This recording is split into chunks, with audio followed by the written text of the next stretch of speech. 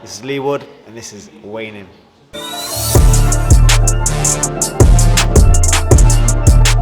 Yes, weighing in with lethal Leigh Wood. How are you, mate? Yeah, I'm good, mate. I'm good.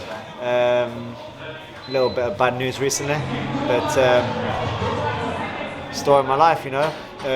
We move and keep cracking on, and same attitude as always. It's not going to be denied for something I want quite bad. So nothing new really. What's the bad news, man? What's the bad news?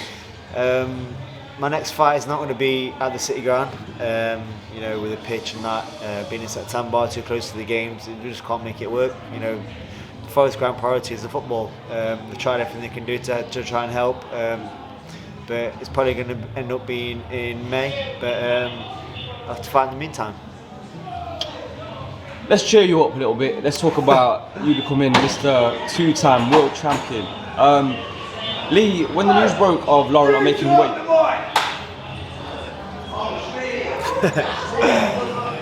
it's live TV, it happens. Listen,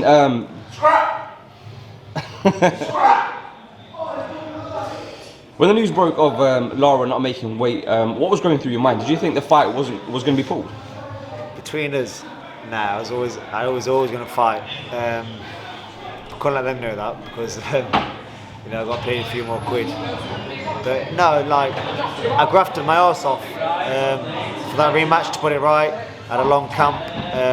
I did 3 camps on the spin. Not many people know, but with the injury the first time, I did nearly a full camp. Then I went straight back into the gym for the second camp. But obviously with the result, I wanted to put it right straight away. I had a few weeks in Dubai, but I trained. So I was like 3 camps on the spin. I wasn't going to waste all that for no result and not to get my belt back. So in my head, it was never going to be an option. But Eddie actually come in. He was thinking about putting the fight himself. So it was going to be out of my hands, but it was never an option for me. I did ask Eddie if he thought the fight not being in Notts would be a factor, and he rightfully said it won't be due to the numbers you had done.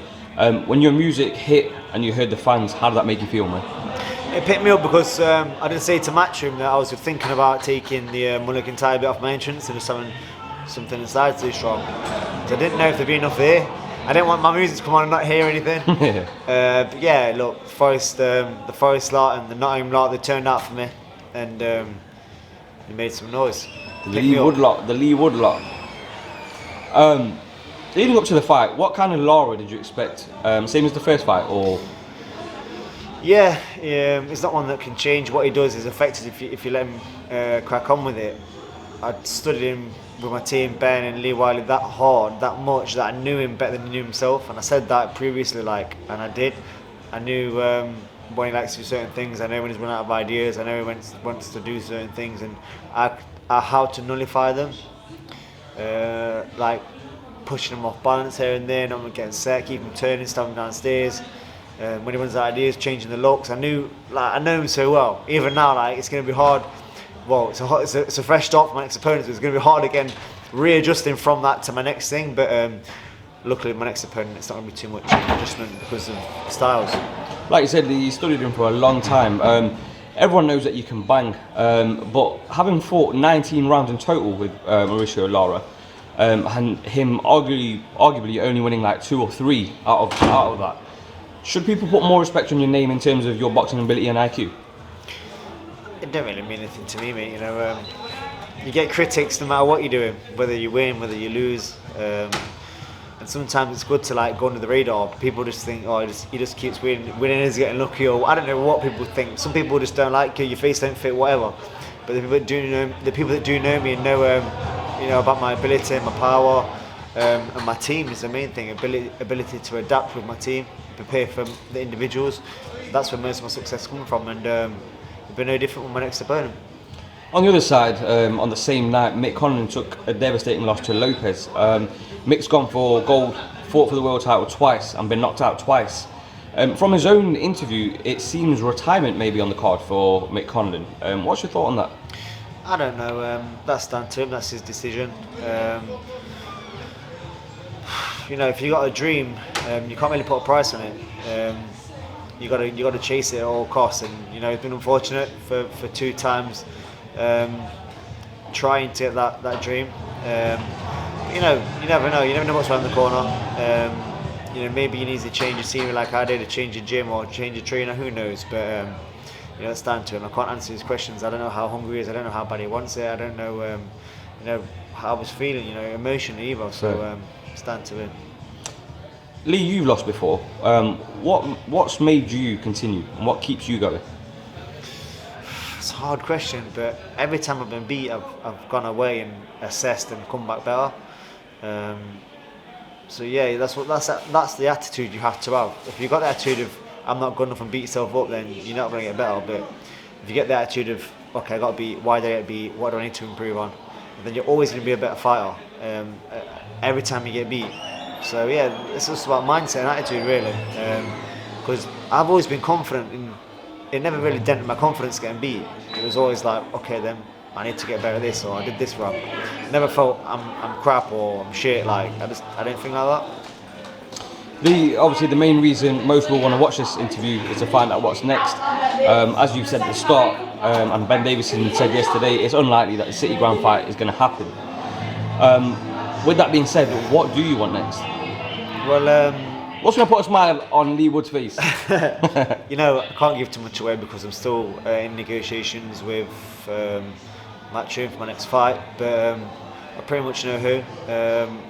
We don't quite know where, but we're trying because obviously the City Ground's not going to be an option, which I really wanted to do. So that it's not that it's not going to happen. It's just not going to happen in September or October. So we'll be announcing something very shortly. Nice one. Okay. You recently travelled to New York to the famous Madison Square Garden to watch your mate Josh Taylor. How was that experience? Yeah, you know, apart from the result, it was hard to watch. Oh, and congrats on the award. Thank you, yeah. It was hard to watch. Obviously, I know Josh, lived with Josh, great fighter. Got it wrong on the night, and that wasn't his best performance. I've seen him perform a lot better than that. So yeah, apart from that, you know, the trip to New York was good. I enjoyed New York. First time I've been in New York, and I didn't expect it to be like that. The sun was out, you know, Central Park and a few rooftop pools. Like I loved it, I really enjoyed it. Nice little break. I picked up my award as well from the American Boxing Writers Association, so that was good. The list of names and fighters that was also had that award was unbelievable. Obviously. Gatti and Ward, Pacquiao, Vanderkoff, loads of fighters. Like nice to put my name amongst them, and the fight as well, because Mick played his part as well, so we got his award as well. But all in all, a decent trip apart from the result. Just on the back of obviously the whole experience in America, has that added something to your bucket list? Have you ever wanted to fight in America? Do you want to fight in America? I'd like to do Vegas, to be honest. I think it would be a good trip away for everyone from my city. If I got to pick though, you know, the City Ground's my dream. You know, I'm not gonna change that. No matter what, if I could pick one fight, it's always gonna be City Ground. Last one, because I think Pat's gonna come out soon. Let's touch on your gym. Pat McCormack is out tonight. What do you think you will see from him tonight? He's a special fighter, you know, a very special fighter. I think Pat is going to stop him inside 6 rounds, and I'm very confident saying that. You know, he's so talented, a lot more talented than me. You know, I see him put the work in, and I think he's going to get him out there. And last one, we heard the news of Shabazz the Maverick Masood finally signing to Matchroom. I told you I was in his ear as well. I'm sure you were. How big is that for him? Yeah, I've been winding him up all the time because you've changed now. You sound Matchroom. You know, call him Matchroom Masood. No, but it's long overdue.